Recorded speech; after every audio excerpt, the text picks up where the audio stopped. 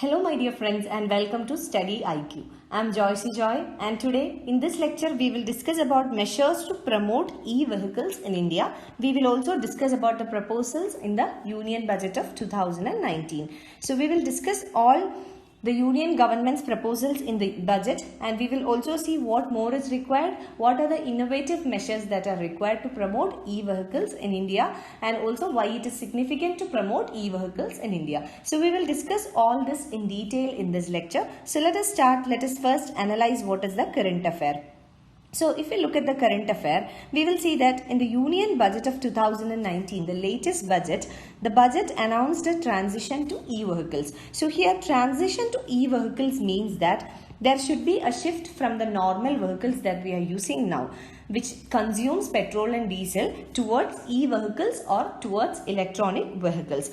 So the budget has also offered tax incentive for early adopters. Those who adopt e-vehicles at an early stage, they would be provided a tax incentive. So this is to incentivize or to promote the usage of e-vehicles in the country. So the early adopters would also be getting a tax incentive. So this is the current affair and this is the proposal made in the Union Budget of 2019. So based on this current affair, we will see the significance of e-vehicles in India, and we will also see what are the measures proposed and what more is required. And this is a very important topic from your UPSC perspective, not only from economics or Indian economy, but from ecology also. This is important because adoption of e-vehicles is very much significant in order to combat the global warming levels and also the pollution levels in the country. So from that perspective, this is very, very important. And if you are appearing for any interview also, your perspective on this topic is very, very important, because there is increased number of debates and discussions over the adoption of e-vehicles and also on the adoption of various recommendations in the COP. So all these are very important. Therefore, this makes a potential question for your UPSC mains and also for your interview. So considering the importance and significance of this topic, we will try to cover as many as possible perspectives of this topic. So let us start. Let us understand what is the Union government's plan regarding the adoption of electronic vehicles in the country. So the 2009 budget has stated the vision. So the vision is to adopt electric mobility, that is the transition from normal vehicles to electronic vehicles or e-vehicles. So the transition has been stated in the 2019 budget as the vision, and the vision explains that electric mobility and domestic vehicle manufacturing would be priority of the government. So initially electronic vehicles will be introduced in public vehicles and then commercial vehicles, and at a later stage this would be expanded. So the government would be focusing on electric mobility as well as domestic vehicle manufacturing. Now, secondly, this will address the public health challenges in the country. According to the budget statement, the adoption of e-vehicles or electric vehicles are very much important and they are inevitable. They cannot be avoided, because if we consider the air quality of the country, the poor air quality in the country and the noise pollution, all these have affected the standard of living of the citizens of the country.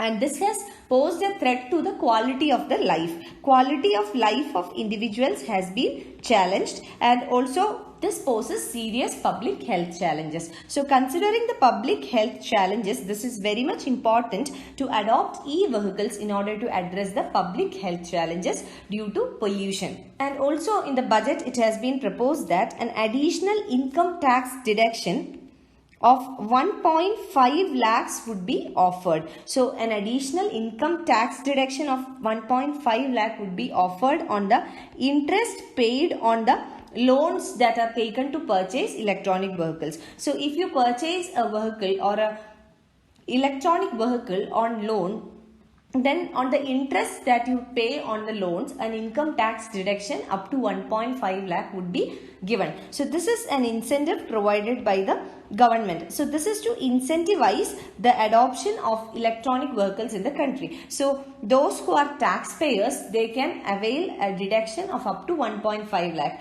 That means they have an additional income for them. Now let us understand what is the concept of personal disposable income. So this is related to tax expenditure.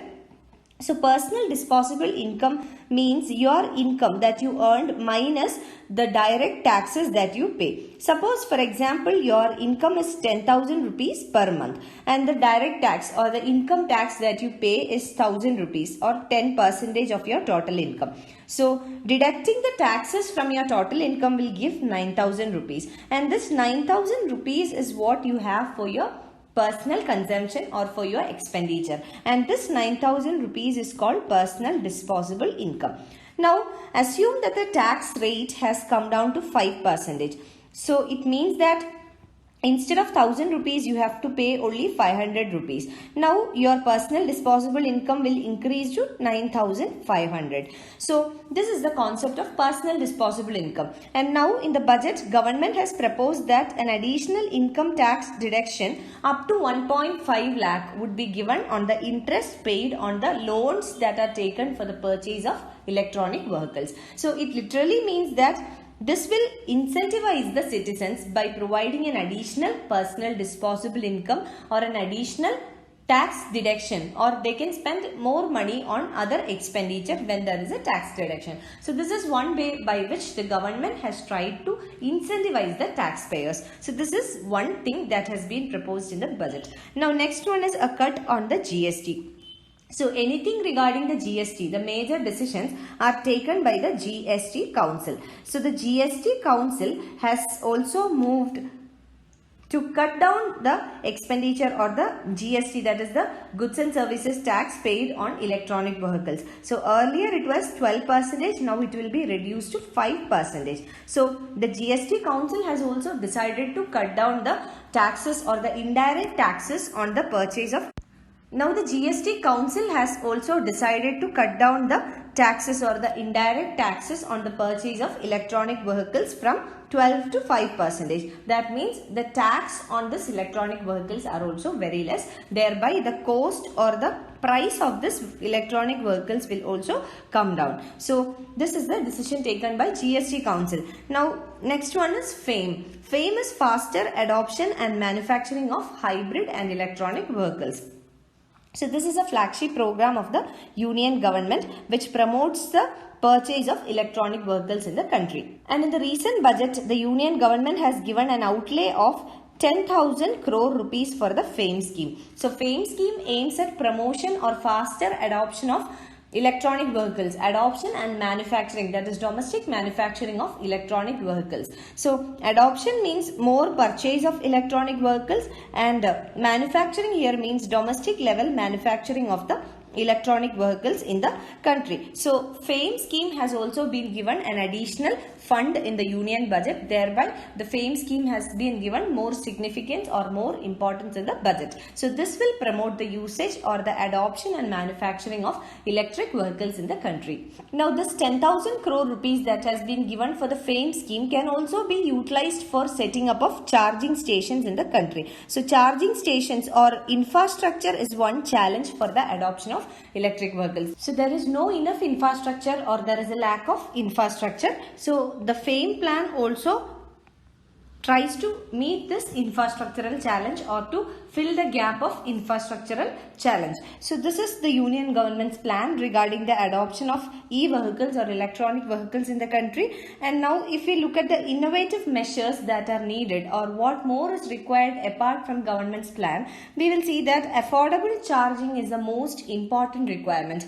Now if we look at the budgetary measures that were announced, for example the tax incentives or regarding the GST, the pricing of the electronic vehicles, this will definitely have an immediate impact. The sale of the electric vehicles in the country will definitely go up. This is because of the impact on the cost or the price. So because of the